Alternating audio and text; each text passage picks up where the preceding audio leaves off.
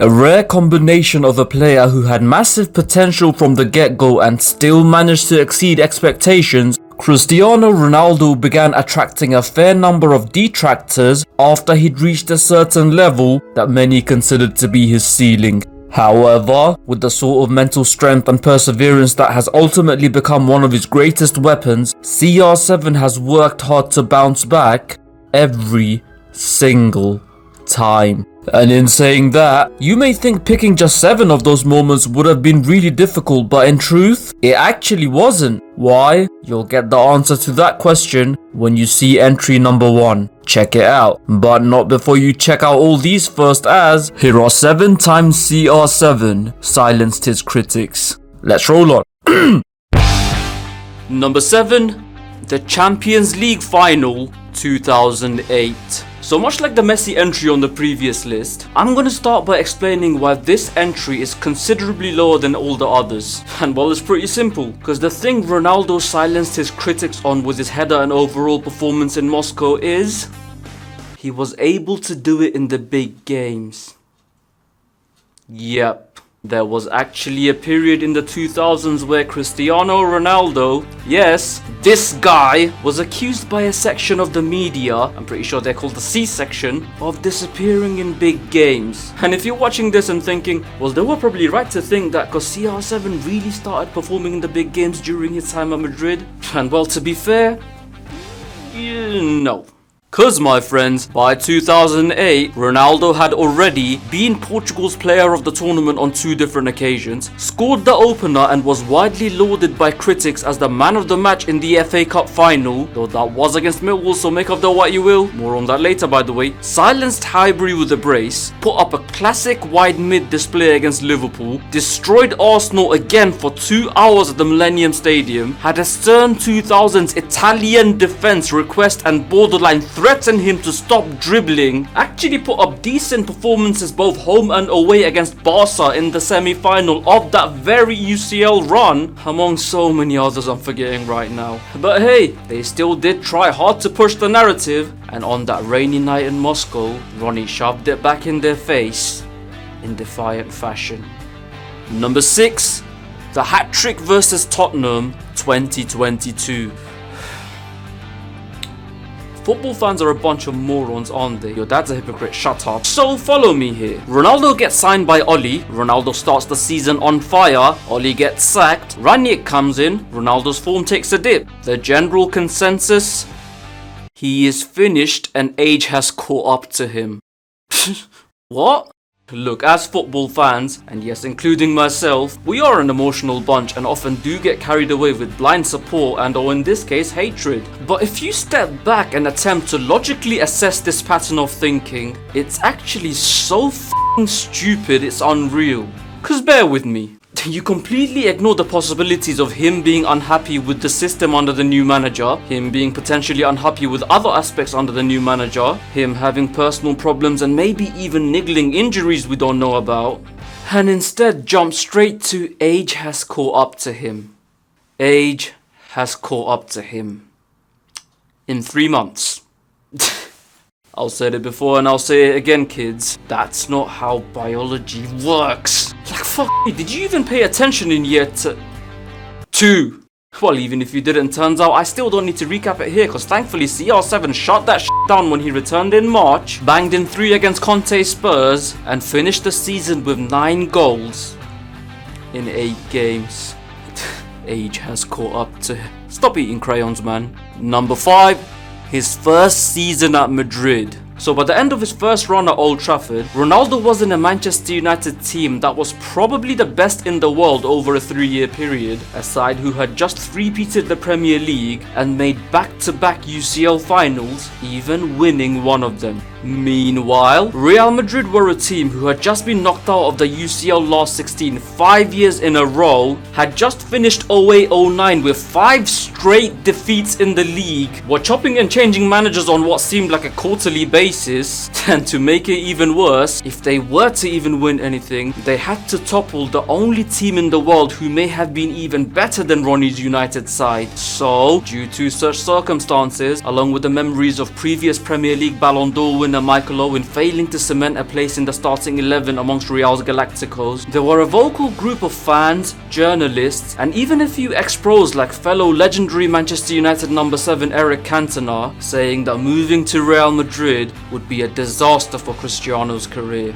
And well, while we are all aware of what he eventually went on to do, let's talk solely about his 09-10 season. Cause yes, this is understandably a little overlooked now because of the madness that followed, but man, he tore La Liga up that season. And to do that in a team that were right in the start of a rebuild where he was moved around fairly frequently due to the inconsistencies in team shape and tactics, CR9 showed those that doubted him that indeed he didn't come to take part, he came to take over. Number 4, Manchester United vs Millwall 2004.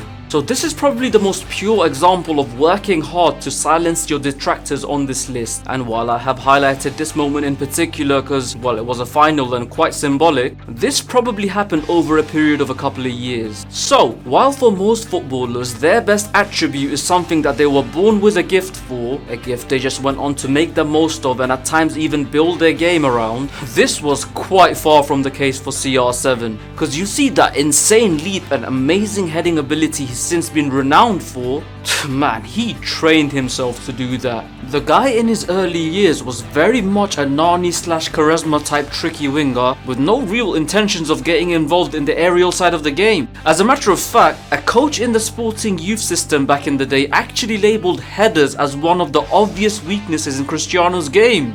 Go figure. And look, as I said, this was more of a gradual thing, but for me it began in that final in Cardiff. A game where, while he was up to his usual tricks for the majority of the affair, Ronaldo scored the first of his many cup final goals and the third of his many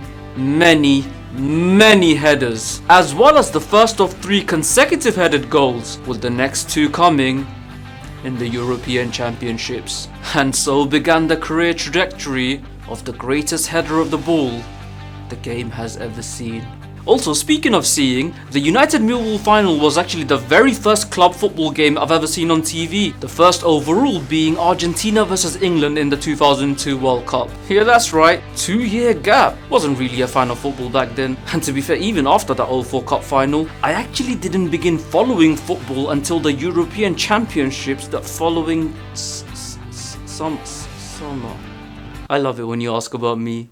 Number 3, Reading vs Manchester United 2006. So in the 06 World Cup, England's golden generation were knocked out in the quarterfinals via penalty shootout in a game that actually still hurts me to this day. But while I have accepted the reality of the situation, according to a vocal section of the fan base, we weren't knocked out because of our tactical shortcomings, cliquey squad dynamics, or the players' inability to cope with pressure, but instead, we lost because a player from the other team blinked with one eye open.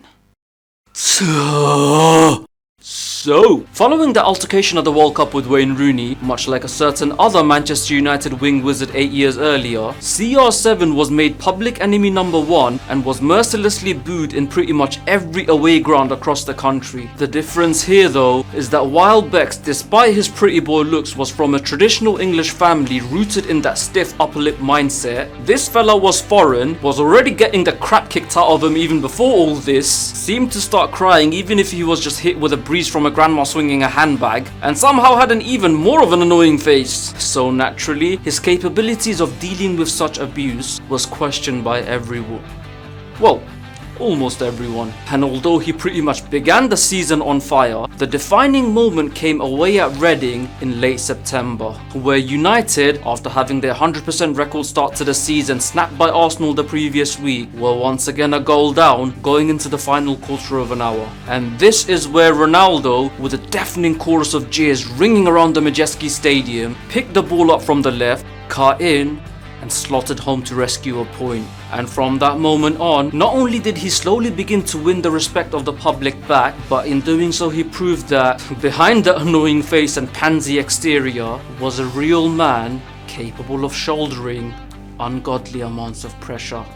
Number 2, Euro 2012. How have we made it this far without mentioning Lionel Messi? Yeah, so much like his more calm and cagey Catalan colleague and counterpart, considered career competitor, Chris too's been questioned, criticised and called out for not capturing and carrying his class at club level to the cup competitions for his country. But while for Messi such criticism/scrutiny began pretty much right away with the comparisons to Diego Maradona, for Ronaldo it actually began a little later on. Cause you see, despite being the best player in his team in the first 2 tournaments as I mentioned earlier, the Portuguese side of Euro 2004/World Cup 2006 was actually one of the best teams the nation has ever had. Post 2006 World Cup though, Ronnie's rise to greatness unfortunately coincided with a decline in genuine quality in his national side, and so began the question marks on whether he'd be able to transfer his club form onto the international stage in future tournaments. And following 2 fairly underwhelming showings in Euro 2008 and World Cup 2010, going into Euro 2012, the scrutiny was at an all-time high. And well, boy did he respond in kind. And I'm not sure how much of a hot take this is, but despite scoring more goals in 2021, bagging more assists in 2016 and being more pleasing to the eye in 2004, when you do put everything in context, Euro 2012 may actually be CR7's greatest showing at that very competition. Like seriously, think about it. This guy dragged this team out of the group of death and within an inch of reaching the final, only losing on a penalty shootout to arguably the greatest side in football history. This f***ing team. I mean, if you don't think that's insane, then brother, you're insane. And number 1, the journey of 2016. Wow. And you know what? That's all you're gonna get from me on this entry. Why? 2 reasons. 1, you can actually make 2 or 3 separate lists on that journey alone, something which I've actually already gone through. Watch this video at 27 minutes 46 seconds and this one at 5 minutes and 22 seconds. And 2, I'm actually thinking about going into even more depth, but on a separate full-length project. This should be good.